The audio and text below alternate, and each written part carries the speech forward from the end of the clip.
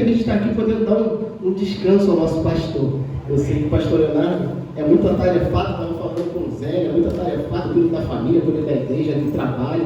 Então, poder dar esse descanso para ele, poder cuidar da família, poder curtir aí o seu aniversário de casamento, para mim é muito gratificante. Irmãos, eu vou falar nessa manhã uma passagem que provavelmente vocês já conhecem. Eu falei com o Juan, eu sempre conto histórias para ele, né? O Juan sempre pede para contar histórias, e as histórias que eu sei são da Bíblia. Então eu conto histórias para ele da Bíblia. E eu já contei diversas vezes essa história. Aí eu falei com ele hoje, falei, filho, sabe sobre o que o papai vai falar? O papai vai falar sobre Davi e Golias. Ele, mas isso aí eu já sei. Mãe, isso aí eu já sei. Então, como ele sabe, eu sei que os irmãos também conhecem essa passagem. Apesar do calor, pode desligar para mim enquanto, por favor. Apesar do calor, que eu certamente, não, senão vai voar o papel. Não tem problema não. Tem bastante papel aqui, para não secar. Eu sei que os irmãos conhecem também a passagem. E eu vou falar só um trecho dessa batalha, sobre um corte que eu achei importante, tem coisas interessantes ali a se tirar. E eu gostaria que você abrisse sua Bíblia no livro de 1 Samuel, capítulo 17, versículo 38 a 40. 1 Samuel, capítulo 17, versículos 38 a 40. Toda a história, todo o desenrolar da história começa a partir do capítulo 17. A partir daí você vai entendendo toda a história da briga de Davi com Golias, mas eu queria pegar só essa partezinha. Versículos 38 e 40, capítulo 17. Na sua versão deve estar diferente. Diz o seguinte: Saul vestiu Davi com sua própria túnica, colocou-lhe uma armadura e lhe pôs um capacete de bronze na cabeça. Davi prendeu sua espada sobre a túnica e tentou andar, pois não estava acostumado com aquilo. E disse a Saul: não consigo andar com isto, pois não estou acostumado. Então tirou tudo aquilo, e em seguida pegou seu cajado, escolheu no riacho 5 pedras lisas e colocou-as na bolsa, isto é, no seu alforje de pastor. E com sua tiradeira na mão, aproximou-se do filisteu. Somente esse trecho que eu gostaria de falar. Acredito que o desenrolar da história os irmãos conhecem o que aconteceu. Me vem à mente, irmãos, vocês já se pegaram em uma situação onde vocês estão vivendo algo, ou vocês falaram alguma coisa e vocês param para pensar assim: isso aí já aconteceu.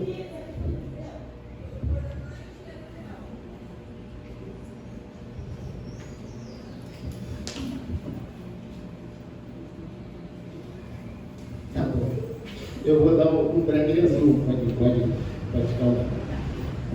Vocês já se pegaram numa situação, irmãos, em que vocês vivenciaram algo, vocês falaram algo, vocês pararam alguns instantes e falaram: peraí, eu já falei isso, eu já vivi isso. Isso é muito comum. E o nome disso é déjà vu. E o que acontece com o déjà vu? O déjà vu, ele, cientificamente, muita gente dá desculpa, né? Nossa, a vida é passada. Não, déjà vu, a ciência explica que é um atraso na comunicação dos nossos olhos com o nosso cérebro. Então, devido a esse atraso, os olhos mandam novamente a mesma informação. Então, o nosso cérebro capta praticamente 2 vezes a mesma informação. Então, quando a informação chega repetida, ele dá a impressão de que aquilo já aconteceu, mas não, é porque houve um atraso na comunicação. E o nome disso é déjà vu. E essa situação aqui de Davi, por que eu estou falando isso? Essa situação aqui de Davi me trouxe a ideia de que nós vivemos em nossas vidas, muitas vezes, déjà vus espirituais. As situações em que a gente vive na nossa vida, que a gente fala: caramba, mas eu já passei por isso, estou passando por isso de novo. Caramba, eu já enfrentei isso, eu já superei isso está acontecendo de novo. Eu chamei de déjà vus espirituais. Isso acontece porque a nossa vida é um ciclo, né? Um ciclo de altos e baixos, as coisas se repetem. Eu vi no Instagram, essa semana, uma ilustração, um paciente no seu leito de morte, estava bem triste, então ele estava se lamentando com o médico, falando coisas ruins: nossa, a vida está ruim, está isso e aquilo. Aí o médico virou o monitor para ele e falou: olha, está vendo essa linha aqui? Esses são os seus batimentos cardíacos. A vida é assim, tem altos e tem baixos. Você deveria se preocupar quando essa linha ficar contínua.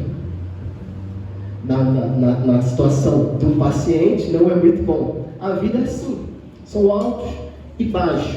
E muitas vezes as situações se repetem. Nessa manhã eu gostaria de chamar a sua atenção, porque Deus quer falar comigo, assim como falou comigo, quer falar com os irmãos também. Qual é a nossa atitude diante de uma situação repetida que nós vivemos ou que o nosso próximo vive? Como nós ajudamos ao nosso próximo diante de alguma situação que nós vivemos, semelhante, ou como nós reagimos nas situações semelhantes que nós estamos vivendo? A gente aprende um pouco com Davi. Eu separei alguns pontos, 3 pontos que me chamou a atenção nesse corte aqui que eu acabei de ler. Eu não sei se os irmãos já perceberam algum deles, eu vou falar ao longo da mensagem, mas são pontos que eu considerei interessantes para a gente tratar. Primeiro, um resumo, que Mário me pediu para trazer um resumo. O que estava acontecendo, irmãos? Os filisteus, eles eram os maiores inimigos de Israel.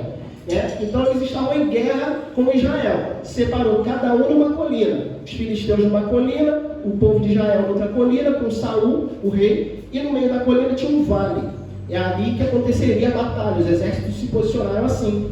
Até que Golias, que era talvez o guerreiro mais forte, o guerreiro mais impetuoso ali do povo filisteu, ele tomou a frente da batalha e ele falou: olha só, quem é que vai me enfrentar? Vamos fazer o seguinte, não vamos ter mortes. Eu quero fazer o seguinte, escolha o melhor guerreiro de vocês e me enfrente. Aquele que vencer, o que perder, será o escravo do outro povo. A briga entre os dois guerreiros simbolizava a briga do povo, não precisava ter várias mortes, ele só queria um enfrentando o outro. E a palavra diz que Golias fez isso por 40 dias, e todo dia, de manhã e de noite, ele fazia o mesmo desafio. Ou seja, já eram 80 vezes em que ele estava afrontando ali o povo de Deus. Por 80 vezes, o exército olhou e falou: ô, meu irmão, vou não, olha o tamanho do cara, 3 metros, vou nada. Nesse momento, Davi, ele já tinha sido convocado por Saul para poder tocar a harpa ali para Saul. Saul estava enfrentando problemas e Davi, então, ele já era conhecido de Saul. Devido a esse conhecimento, Davi, volta e meia, ele ia no acampamento, assim, ver o que estava acontecendo, e ele ia lá ajudar Saul, tocando a harpa e tal. Até que teve um dia que o pai de Davi falou o seguinte: olha só, meu filho, pega aqui esse mantimento, vai lá e leva para os seus irmãos. Davi tinha 3 irmãos que estavam na frente da batalha. Leva lá para os seus irmãos e faz o seguinte: quando você voltar, me traz notícia deles, por favor, quero saber como é que eles estão. E assim Davi fez. Davi pegou os mantimentos e foi para a frente de batalha, lá no acampamento, levar o mantimento para os seus irmãos. Chegando lá, ele ouviu o desaforo de Golias. Davi ouviu e falou: vem cá, meu irmão, o que esse cara está afrontando o povo de Deus? Meu irmão, se eu pegar esse cara, meu irmão, vou partir para cima dele. Aí os soldados olharam e falaram: ué, esse moleque tem tanto ímpeto assim. Essa ousadia de Davi chegou aos ouvidos de Saul, e Saul falou: vem cá, eu quero conhecer, me traz esse garoto aqui. Quem é? Quando chegou lá, para surpresa dele, era o próprio Davi. E aí então, nós chegamos no texto que eu acabei de ler.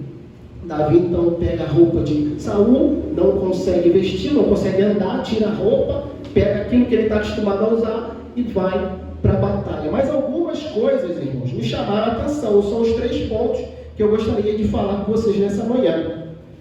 O primeiro ponto que me chamou a atenção nessa história é a maturidade de Davi. Eu não sei se os irmãos já tiveram essa percepção na leitura, mas o alistamento do exército militar, assim como hoje, naquela época do povo de Israel, era a partir dos 18 anos. A partir dos 18 anos, os meninos iam para a batalha, se eles estavam no exército ali de Israel.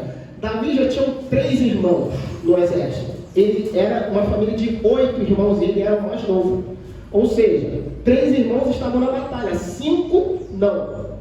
Então a gente pode pressupor que se os outros irmãos não estavam na batalha, eles não tinham idade, porque era obrigatório. Tinha que participar do exército.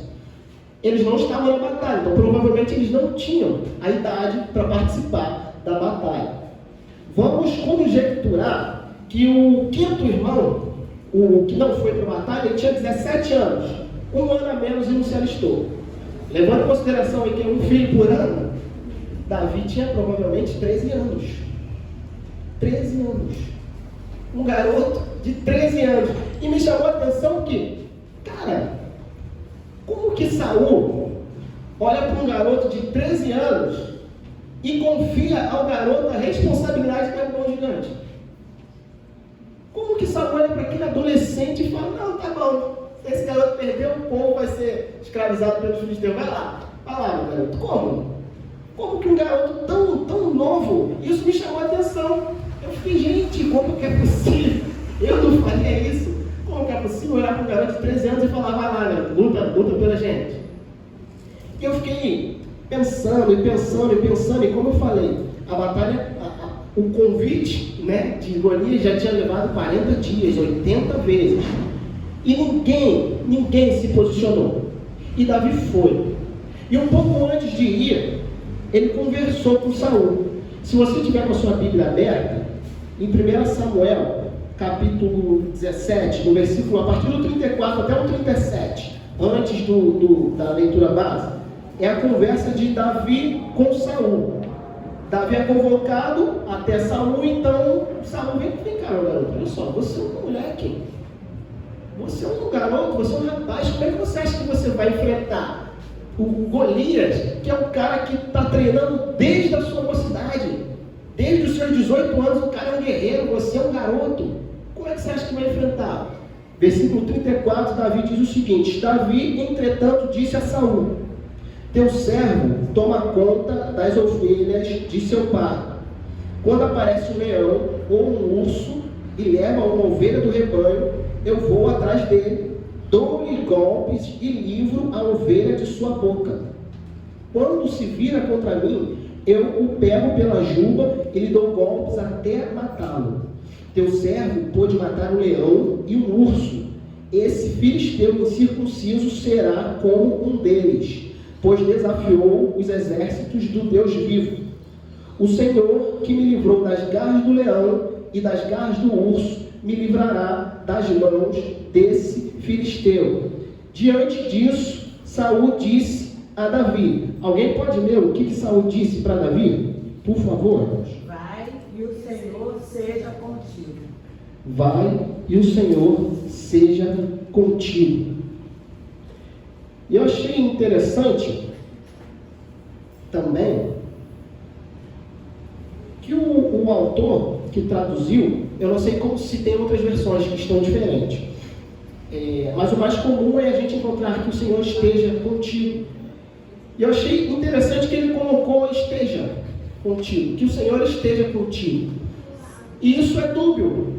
Olha, o Senhor esteja contigo, porque ele pode não estar, certo? O Senhor esteja contigo, tomara que ele esteja contigo. Dá a ideia de que ele pode não estar. Mas o que eu acho interessante é que o verbo no hebraico é uma variação de raiar. Raiar na Bíblia é um verbo muito utilizado, e a gente vai pegar no início do Gênesis. Raiar tem muito ali. Quando Deus diz que haja luz, houve luz. Quando Deus diz que haja separação entre as águas, houve separação entre as águas. Quando Moisés escreve, do início, a terra era sem forma e vazia. Esse haja e esse era são variações. Tem aqui não? Ah, tá, pensei que fosse penetrando. Esse haja e esse era são variações do verbo raiar. Logo, o haja e o era são verbos que não deixam dúvida. Não deixam dúvida. Que haja luz, não tem a possibilidade de não haver. A terra era sem forma e vazia, ela era e pronto. Então eu achei essa tradução, esteja, não é muito correta.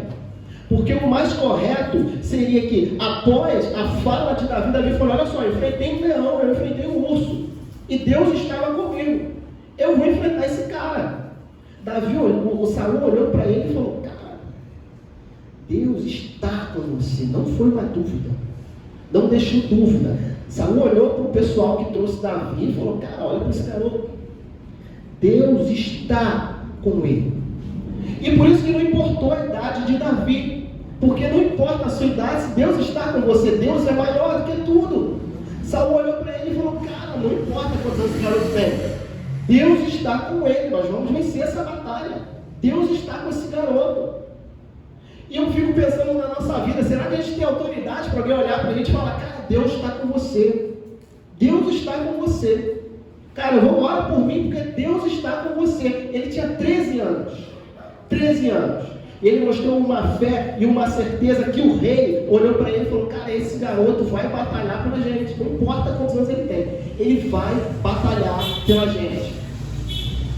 Me chamou a atenção a idade de Davi e a certeza com que ele falou. As palavras dele geraram tanta certeza que os soldados levaram em consideração o que ele falou. Tanto é que as palavras chegaram até os ouvidos do rei. Os soldados ouviram o garoto falando, vem cá, esse garoto é diferente. Vamos levar esse garoto lá no rei. Ó, o garoto está falando que vai enfrentar o gigante. Eles poderiam desconsiderar, falar, pô, mas tu é um adolescente, sai daí. Não, eles levaram em consideração. A fé, certeza, viver o Evangelho. Será que a gente tem feito isso? Viver o Evangelho dessa maneira, exalar Deus dessa maneira, que as pessoas possam olhar para você e falar, cara, Deus está com você. Olham para você e enxergam Deus. A nossa vida mostra Deus. Temos vivido dessa maneira? Continuando na história, outra coisa que me chamou a atenção foi a armadura. A arma e a armadura de Saul. Provavelmente você já deve ter ouvido algum pastor falar sobre esse ponto. A armadura não era para Davi. Saul era um cara grande. Davi era um garoto pequenininho, franzino. Ele colocou a armadura, pegou a espada, não conseguia nem levantar e falou, eu não vou para a batalha assim. E aquela batalha era praticamente uma luta de um Deus dos filisteus contra o Deus. Era um povo que levava o nome do seu Deus e o povo de Israel que levava o nome de Deus. Era uma batalha física, mas era também uma batalha espiritual. Isso me faz crer que batalhas espirituais se vencem com armas espirituais. Toda batalha espiritual eu venço com arma espiritual. A psicologia ajuda, a psiquiatria ajuda, conversar com o outro ajuda, mas quais são as armas espirituais que Deus deu a nós, cristãos, para vencermos as batalhas? Batalha espiritual se vence com arma espiritual. Davi, ele tinha uma arma diferente, não era uma espada, não era uma armadura, ele tinha uma tiradeira e a fé. E era assim que ele venceria a batalha. Com que armas, com que armaduras nós temos travado as batalhas? O que nós temos utilizado? Será que a gente, para fortalecer a nossa fé, a gente tem buscado ali mensagens no YouTube? Será que isso fortalece a nossa fé? São essas as armas que Deus nos deu? Ou é pegar sua Bíblia e ir lá ler? É pegar o seu joelho, dobrar e orar? Quais são as armas que Deus te deu para batalhar? É ouvir mensagenzinha no YouTube? É conversar com o irmão? É ouvir um psicólogo? Ajudam, mas não vencem batalhas. Se a nossa fé, a nossa confiança em Deus não for o primordial para a gente entrar numa batalha, então eu já perdi. Correto? Se a minha arma não for a oração, não for a palavra, então eu já perdi. Se a minha arma não for os frutos do Espírito Santo que Deus me dá, eu já perdi a batalha, irmãos. Já perdi a batalha. Outro ponto que me chama a atenção, você reparou que quando Davi foi no rio, ele pegou quantas pedras? Vocês prestaram atenção? Davi pegou 5 pedras. Aí eu gostaria da participação dos irmãos. Por que os irmãos acham que ele pegou 5 pedras? Um para cada gigante. Alguém já tinha ouvido isso? Geralmente as pessoas acham que ele pegou as 5 pedras para caso dele errar. Nossa, pô, se ele errar, ele vai acertar ou ele vai pegar outra pedra. Mas abra sua Bíblia no livro de Juízes, capítulo 20, versículo 16.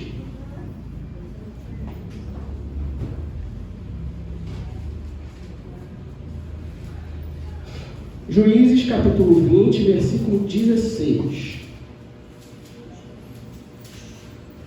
Diz o seguinte: dentre todos esses soldados, havia 700 canhotos muito hábeis, E cada um deles podia atirar com a funda uma pedra no cabelo sem errar.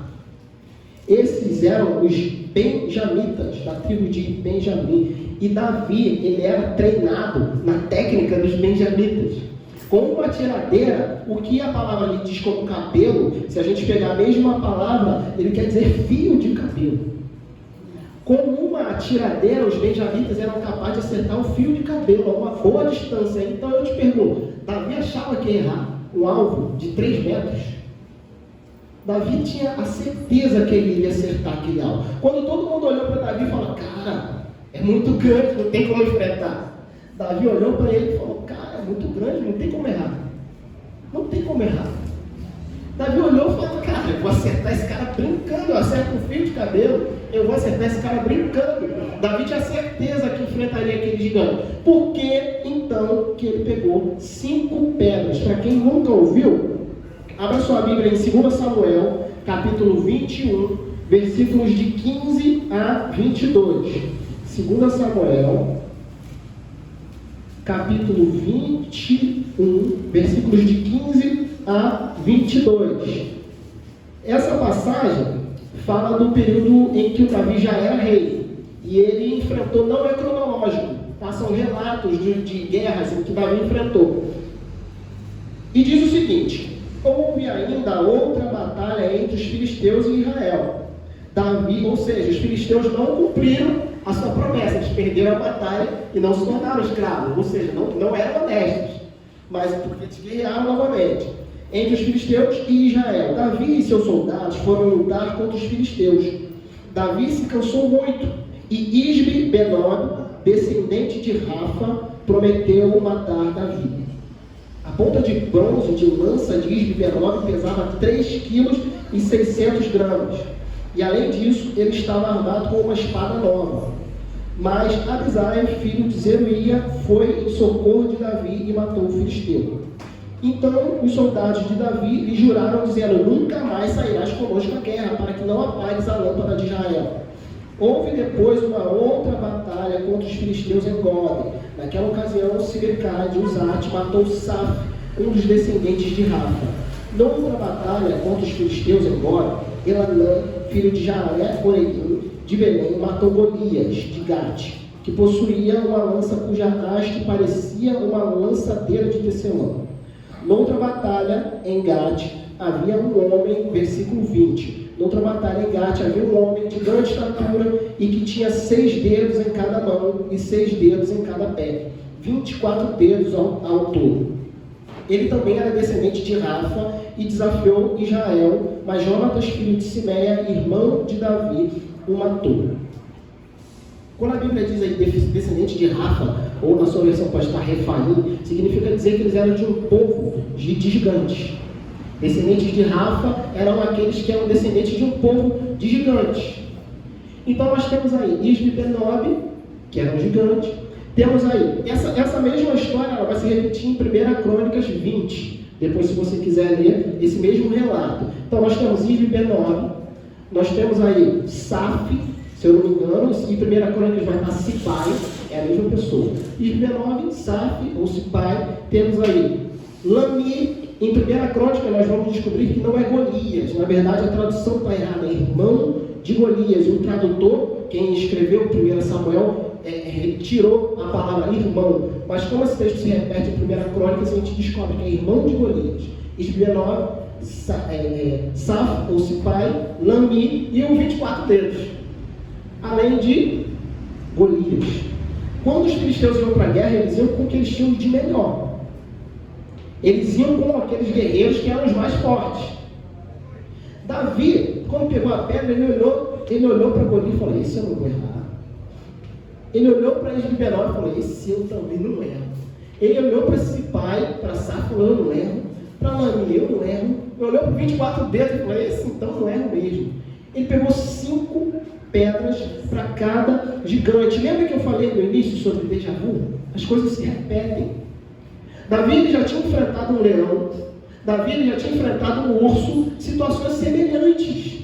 Ele falou: Deus estava comigo. Quando eu enfrentei um leão, passei pela dificuldade, Deus estava comigo. Quando veio o urso, Deus estava comigo. Agora, não tem a possibilidade dele não estar. Eu vou pegar um para cada um. Se vierem os outros, eu já estou preparado. E eu penso sobre a nossa vida. Será que a gente age assim? Muitas vezes, quando vem problema, a gente, ai meu Deus, estou passando por isso de novo. Cadê a fé de quando Deus nos livrou de um problema parecido antes? Onde é que está essa fé? Ou você acha que aquele mesmo Deus que te ajudou numa situação semelhante, ele está dormindo, ele agora não quer te ajudar, ele vai te deixar passar por isso? É o mesmo Deus, meu querido. E a situação é parecida. São leões, são ursos, são gigantes, são parecidos, são batalhas que nós temos que enfrentar. É o mesmo Deus. A mesma certeza com que Davi teve para enfrentar o leão, a mesma certeza que ele teve para enfrentar o urso, foi a certeza que ele teve quando ele olhou para Golias. Ele falou, enfrentei um leão e um urso, esse cara, o primeiro passo que ele der, eu vou acertar. E foi o que aconteceu. Primeiro, quando Golias se aproximou dele, pum! E os estudiosos dizem que a pedra que Davi pegou era praticamente do tamanho de uma bola de tênis.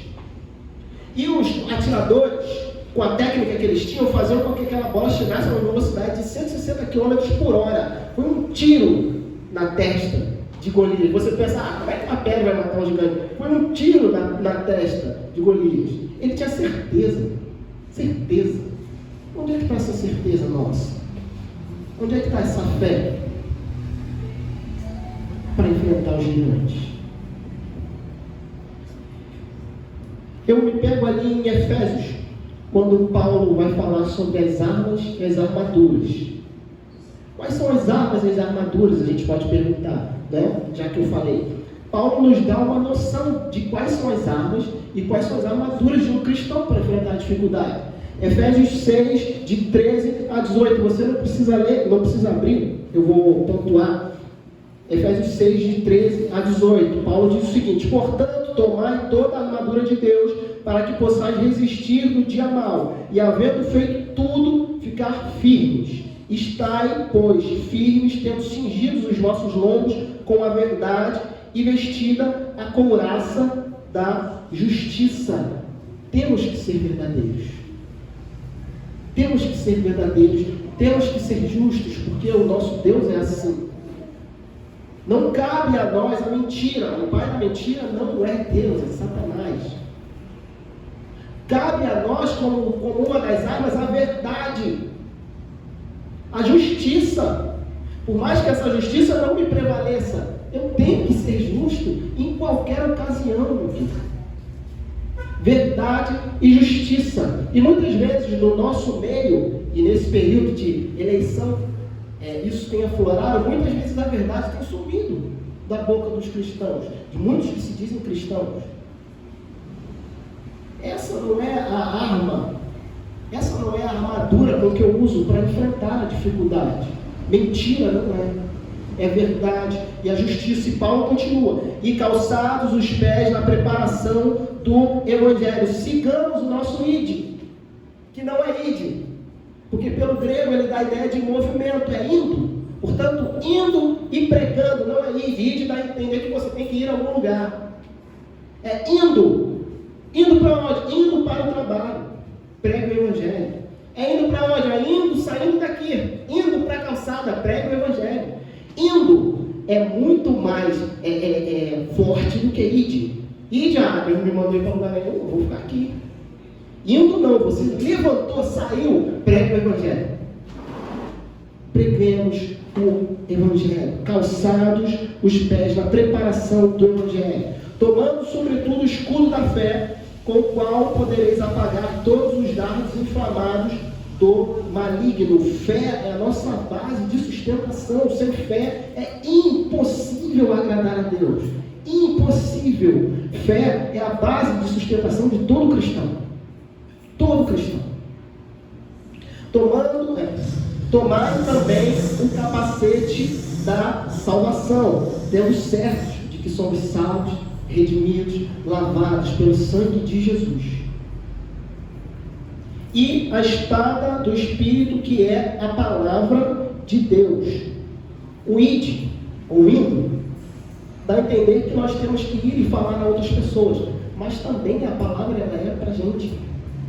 A palavra ela deve ser pregada a nós. Nosso momento devocional, com o nosso momento ali de meditação na palavra. Tem dificuldade. Um pastor, uma vez eu ouvi, um jovem chegou para ele e falou: pastor, eu quero ouvir a palavra de Deus. Eu quero ouvir Deus falar comigo. Nossa, eu vejo no Antigo Testamento Deus falava de maneira incrível. Eu quero ouvir Deus falar comigo. Aí o pastor, faz o seguinte: abre a sua Bíblia e lê. Deus vai falar com você. Aí ele: não, pastor, eu quero ouvir a voz de Deus. Ele falou: leia em voz alta. É a palavra de Deus. Palavra de Deus. Pegue um texto, irmão, leia, faça uma reflexão. Não precisa ser, meu Deus do céu, elaborada. Faça a sua reflexão diante daquilo que você leu. Depois você pega e lê aquela reflexão. Aquilo que você entendeu é o que Deus falou contigo. É isso. Faça a sua devocional. Escreva: nossa, eu entendi isso. Depois lê. Foi o que Deus falou com você, irmão. É o que Deus falou com você. Orando em todo tempo, com toda oração e súplica no Espírito, e vigiando nisto com toda perseverança e súplica por todos os santos. Oração é o momento mais fantástico da vida cristã. É o momento em que aquilo que é finito dialoga com o que é infinito. Aquilo que é material dialoga com aquilo que é imaterial.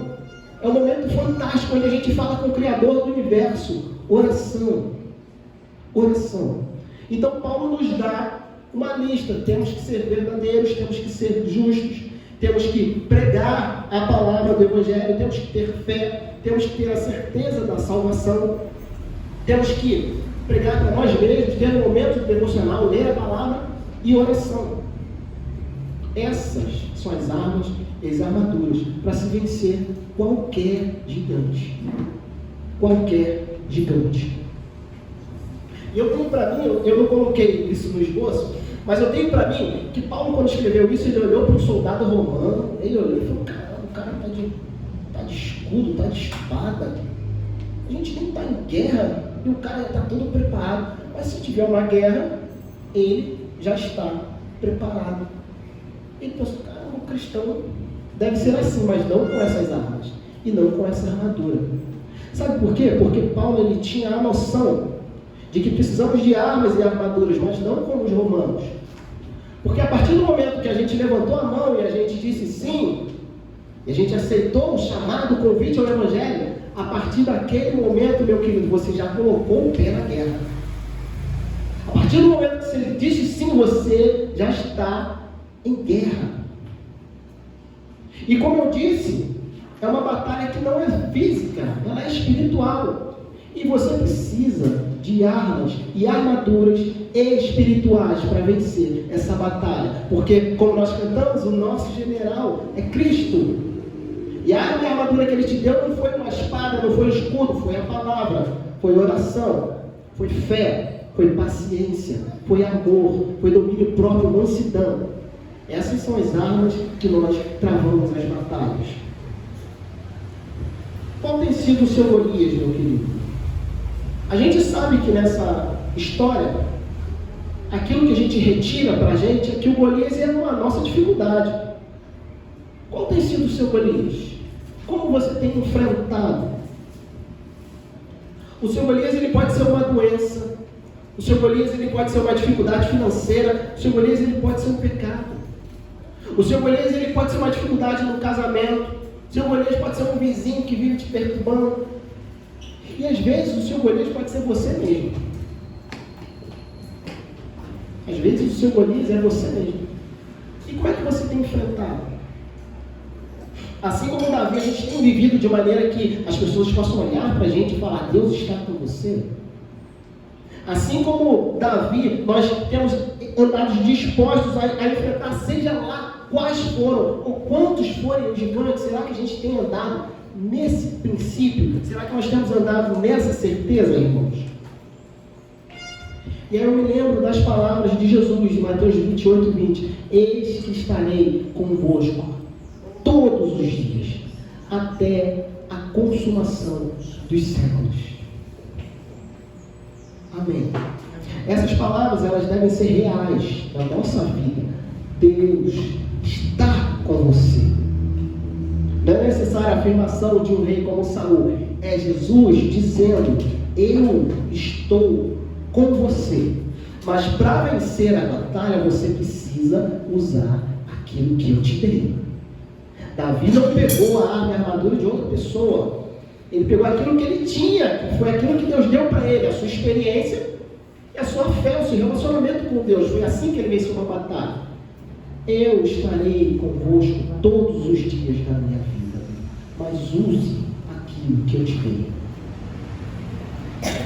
Que os irmãos possam sair daqui com essa certeza: Deus está contigo, meu irmão. Deus está contigo. E não importa o tamanho do seu problema, não importa o tamanho do meu problema, ele jamais será maior do que o nosso Deus. Amém, irmãos? Que Deus esteja conosco. E Ele está.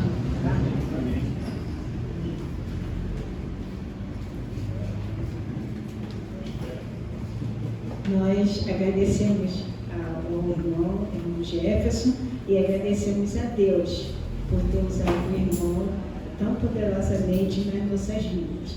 E esperamos que nós coloquemos em prática, né? Tudo que Deus fala, nós devemos colocar em prática. Nós vamos, antes de cantar um cântico, dar para o irmão dar uma descansadinha, nós vamos fazer os anúncios, e o anúncio que veio nas minhas mãos é o encontro da MCM, às 4h30. Então vai ter o estudo da revista e outros assuntos que as irmãs querem falar com todas as senhoras para hoje, 4h30. Então, as irmãs vão chegar em casa, vão correr um pouquinho com todas as coisas e depois virão para cá, para o nosso encontro às 4h30. E nós queremos também agradecer os irmãos e convidar os irmãos a virem à noite, os irmãos que não são senhoras, para vir às 18h30 para o nosso culto, tá? Para nós ficarmos assim como nós estamos, muito bonitas. E para também cultuar ao nosso Deus. Nós vamos orar e depois, quando tiver o cântico, os irmãos estarão despedindo, depois da oração silenciosa. Senhor, nosso Deus, nosso Pai, nós te agradecemos, Senhor Deus, mais uma vez, pela Tua palavra anunciada. Te agradecemos pela vida do Teu servo e te pedimos, Senhor Deus, que Tu nos leve em paz para os nossos lares. Ajuda-nos, Senhor Deus, para que nós possamos retornar às 18h30 e as senhoras às 16h30. Em nome de Jesus, nós te agradecemos. Amém. Amém.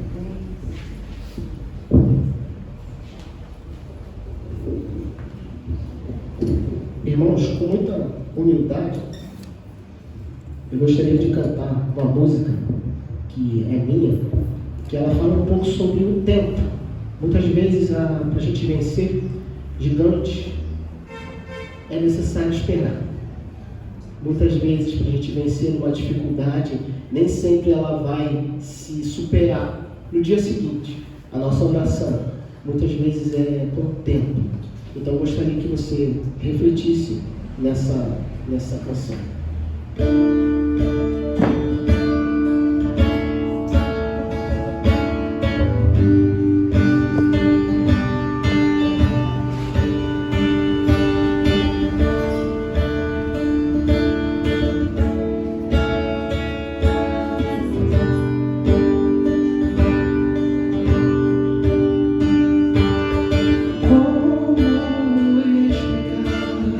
Esse é o seu pelo